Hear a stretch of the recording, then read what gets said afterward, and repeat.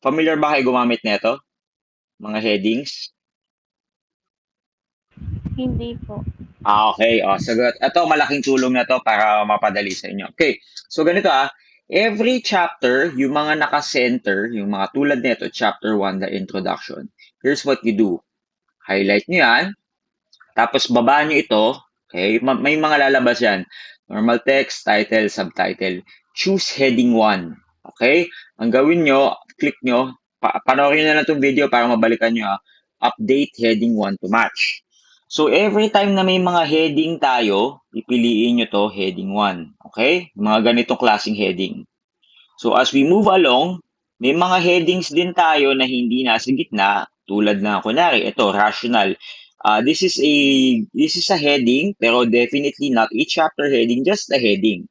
So, we highlight this. Okay? Highlight natin yan.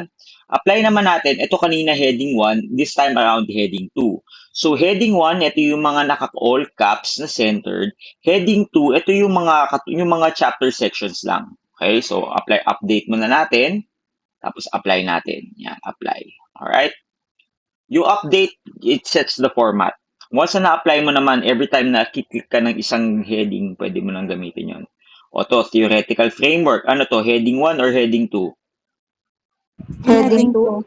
Heading 2. Sige. So, makikita nyo naman kung anong ginagawa, kung saan mapupunta to. Heading 2. We go down.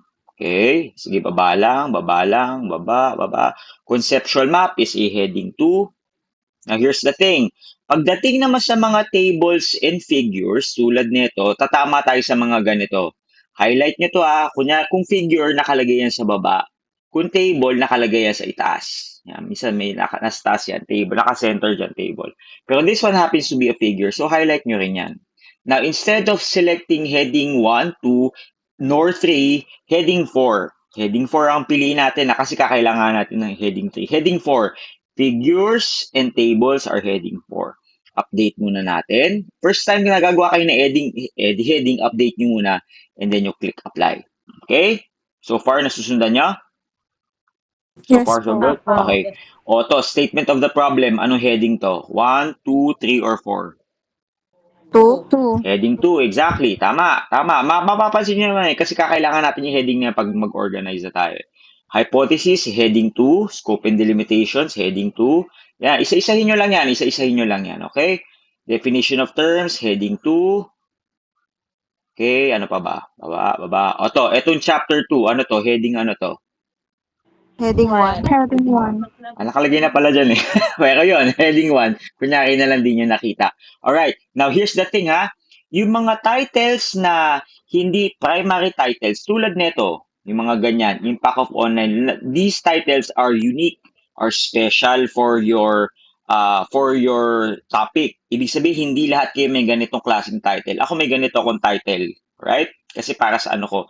This one now happens to be heading 3. Okay? Gets nyo? Ito yung mga ganito, heading 3. So, update heading 3. Pag first time nyo ginawa, heading 3, apply heading 3. Yung mga ganito, titles. Okay? Let's go down. Ano pa ba?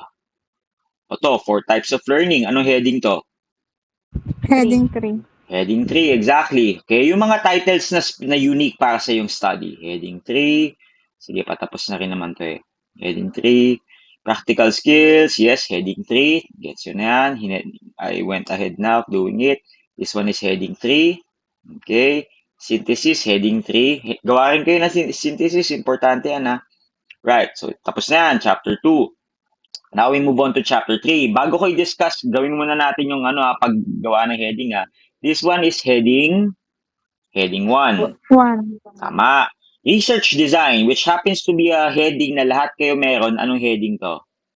Heading 2. Tama. Sampling scheme, heading 2. Tama. This one is heading 2. Heading 2. Lahat yan. I think nilagay ko na lahat yan. Heading 2. Heading 2. Heading 2. Okay. 2. Statistical treatment. Okay. Tapos, as we go down, dahil 1, 2, 3 pa lang tayo, references na tayo. References, dahil all caps, chat-centered, anong heading to? 1. Heading 1. Tama. Okay, go down tayo. Okay, ito yung mga related literature ko. Alright, go down, go down. Oh, this one, Appendix A. Ano Heading to? 1. Heading 1, exactly. Ayan, nagawa na natin ha. So, if you manage to do all of those, balik tayo dito ha, sa pinakauna. Okay? Gawa tayo ng isang page dito. Ayan. Insert, break. Blankong page. From this position, okay, kita nyo to ha, you simply put insert, okay, table of contents, and then press, pili kayo, ito itong format na to, dotted.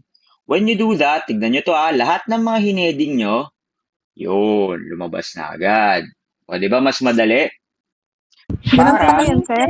yes, ganito yun, Ba't syempre. namin Oh, mano namin yun? oh, yan, di ba? Ano na lang, a matter of cleaning na lang to. Syempre, alam niyo yung pag nagdagdag kayo ng isang page, isang enter lang, nag-iba na yung heading, tapos, babalikan nyo pa isa-isa. Pag ganito, hindi na. Yes nyo? Hindi nyo na mamano-mano lahat ng page. Hindi nyo na papahirapan ang sarili nyo. Okay ba? Okay. Opo. Yes, sir. Linisin na lang natin to. Kunyari, ito, Chapter 2, Review of Related Literature. Siguro pwede na lang natin tanggalin to. Kasi yun naman, redundant eh. Alam naman na 12, di ba? So, wala na rin point eh. Okay, tanggalin na lang natin to. Kasi redundant nga.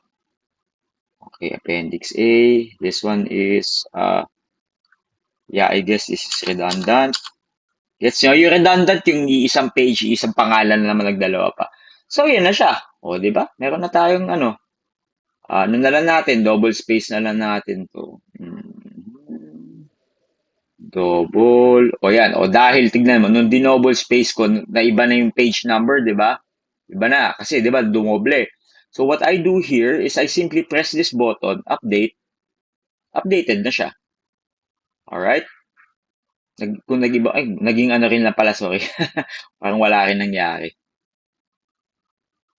O, basta, yun siya. Anyway. Okay, so far so good. Gets naman. Tignan natin kung patok. Chapter 3, page number 3. O, tama. Introduction, chapter 4. Okay. Tama ba ako? Chapter 3. O, basta yun. Update natin. Ayun, yun. Maayos na. Nung inano ko pala, nag-iba na rin. Wow, ganun pala yun. Okay, kaya pala. Nung hindi pa siya naka-double space, ang chapter 1 is 3, page number 3, which happens to be page number 3. Ngayon ko lang na-discover to.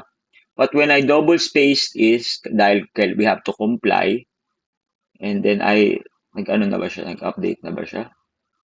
Production, update. Yan, nag-update na siya. Kailangan mong ulitin ng 2 beses. Okay, copy that. Ayun, so tama, page 4. Okay, gets. Ngayon ko lang na-gets. Na-gets nyo ba, class? Na-gets nyo, 2 balik. Para lang tumugma. Pero anyway, mas madali na buhay natin pagdating doon. Alright? Na-gets naman? Okay. O yan, nagawa ko na rin. So anyway, balikan natin yung flow. Very quick na lang naman.